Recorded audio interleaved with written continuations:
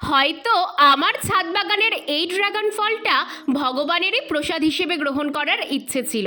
আজকে মাই জিতলো। ঘটনাটা বলি তোমাদের। আমার ছাদ বাগানের একটা ড্রাগন ফল 3-4 দিন ধরে গাছে পেকে আছে।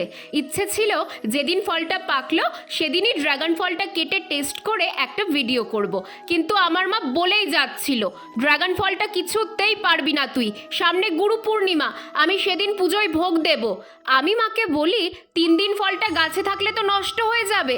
মা বলে কিচ্ছু হবে না, আর হলে হবে, কিন্তু তুই ছিঁড়বি না। মায়ের কথা মতো আর ছিঁড়িনি। দেখতে দেখতে 3 দিন কেটে গেছে। আজ গুরু পূর্ণিমা, সকাল থেকেই ঝিরিঝিরি বৃষ্টি পড়ছে, আর এরই মধ্যে আমি চলে এসেছি ফলটা ছিঁড়তে। অনেক কষ্টে ড্রাগন ফলটা পারলাম। আর দেখো ভগবানের কি মহিমা, কদিন এত বৃষ্টি হয়েছে তাও ফলটা নষ্ট হয়নি। অবশেষে ফলটা পুজোয় নিবেদন করা হলো।